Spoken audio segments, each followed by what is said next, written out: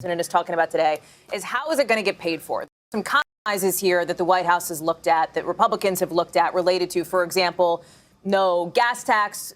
You've got money coming out of COVID relief. But the president is basing this, he says, on trust, that he trusts the negotiators who are in the room, including some Republicans, despite the fact that some in his own party on his left flank have some real concerns about how this moves forward.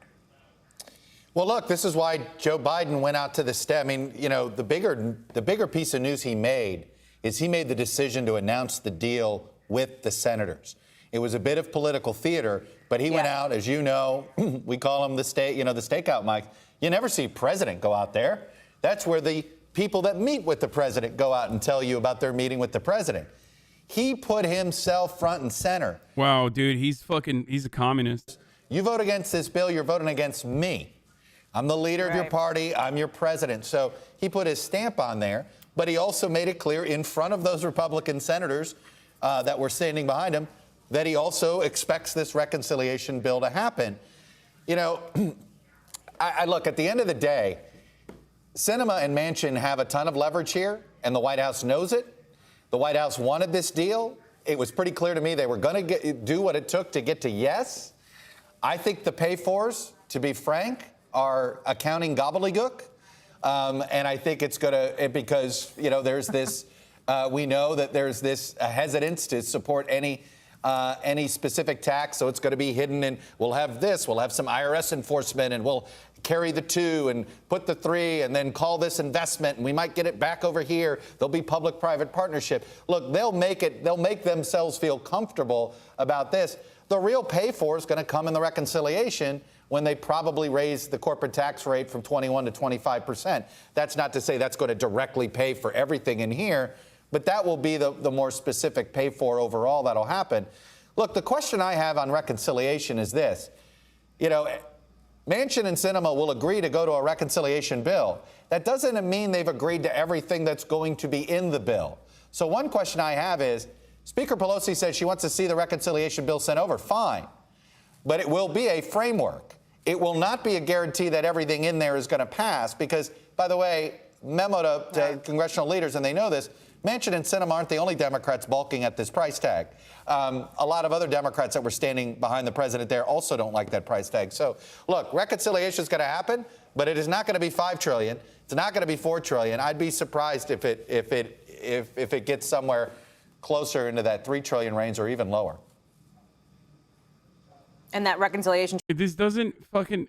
This is so stupid. If there's a bipartisan bill that like everyone's voting on, then Sinema and Manchin could just like easily fucking not vote for the reconciliation. Just be like, sorry, it's not going to happen. On a very concrete level, because that's something you heard President Biden focus on, right? The impact that this is going to have on people's lives where they live, because these kinds of things, roads, bridges, broadband, even in the bigger package, things like elder care, et cetera, do affect people's lives. Talk us through some of those real world impacts.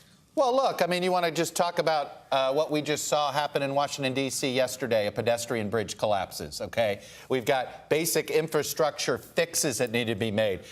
Why is Rob Portman in that deal?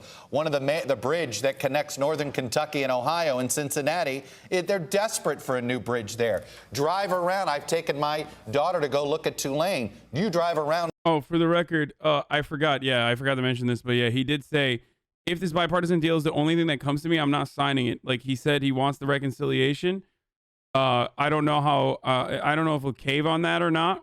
So we'll see what happens there. But yes, I saw the building that collapsed this morning in Miami. That has their own issues with rivers, or what's happening in Louisiana, or what we know with Florida and climate resiliency that they have to do. So there's been a lot of chatter about this stuff. And now there's finally a package that's going to address it.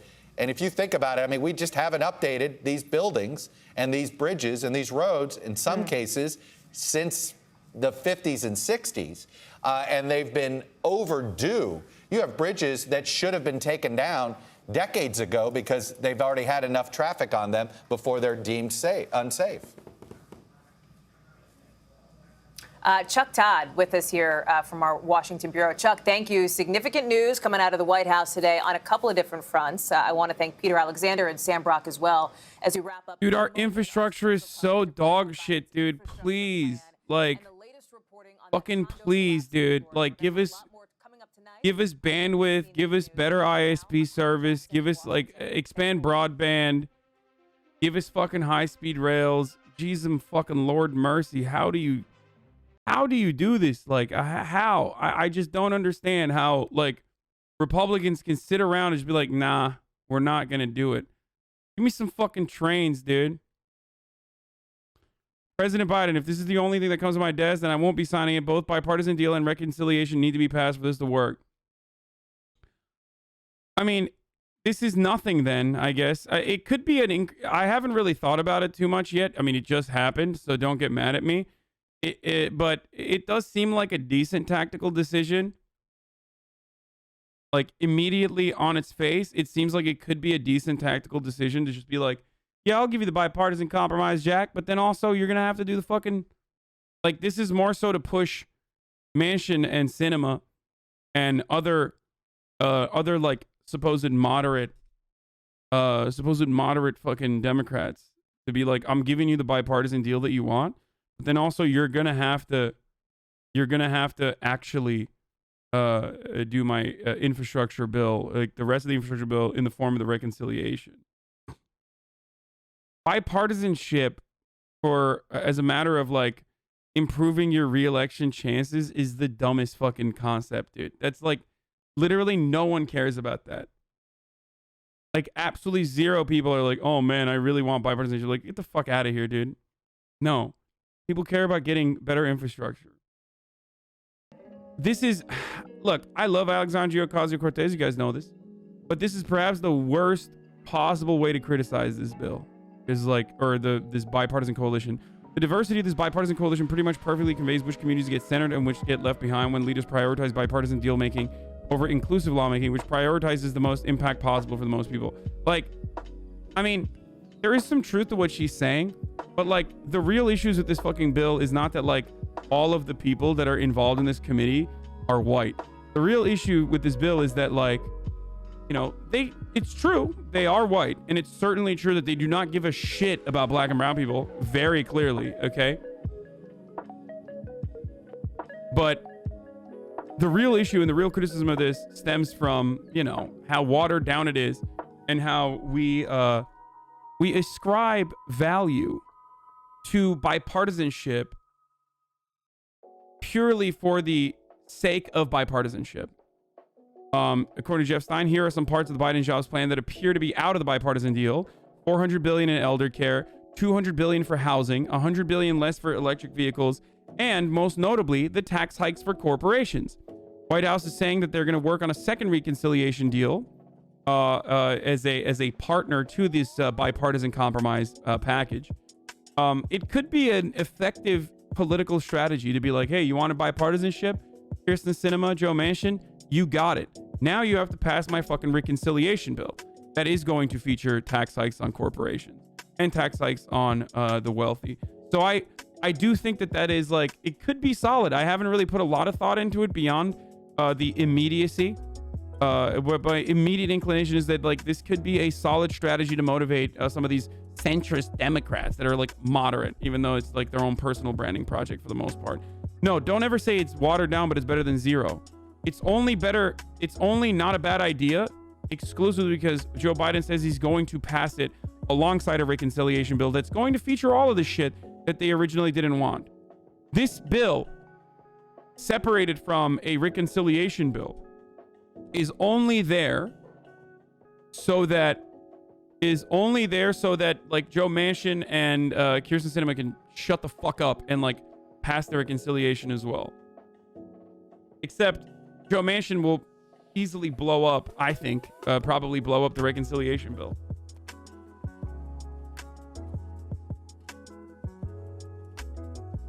What? Secretary Mayor P getting to be the front man for some bipartisan legislation while Harris gets assigned a bunch of unsolvable problems, some real glass cliff stuff? I mean, I I guess. I don't know. It could be deliberate. I don't think it's like a sexist POV, but I do think it's like,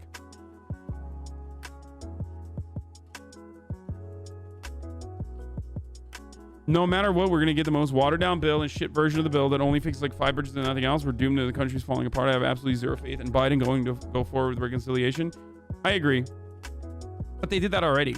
So they can do it again.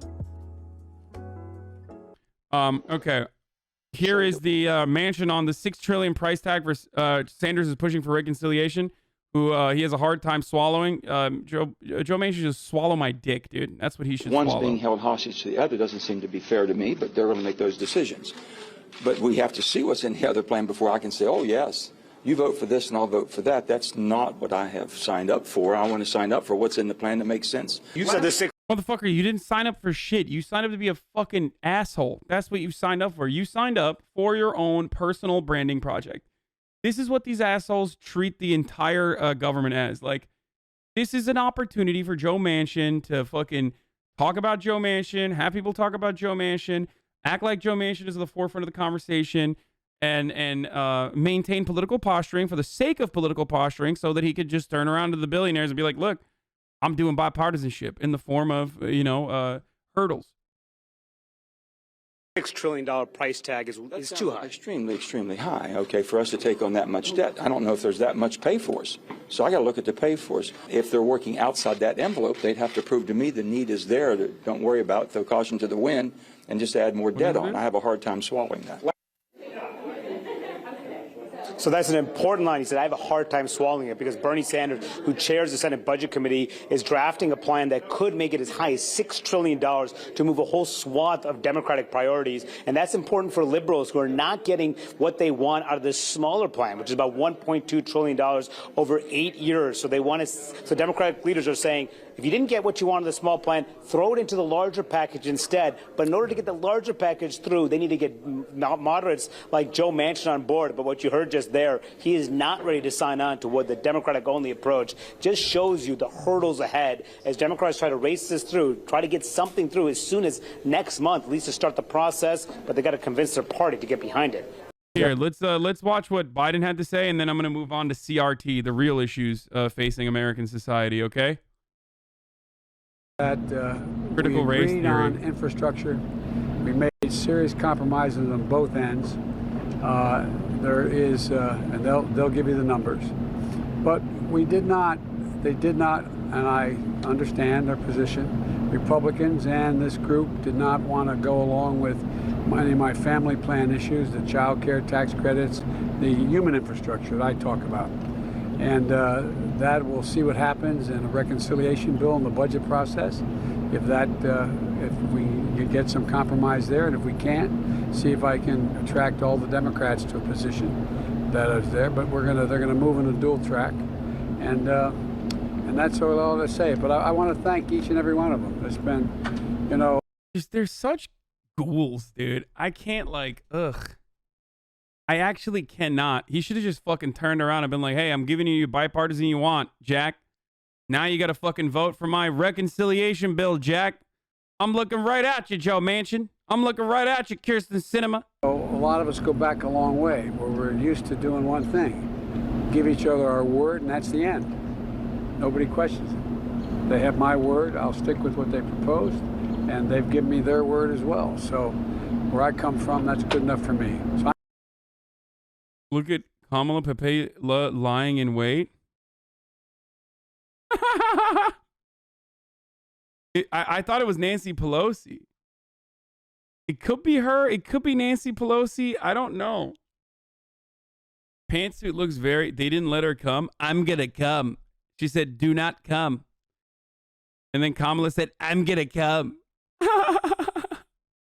Okay, we're done with this shit. Jesus Christ.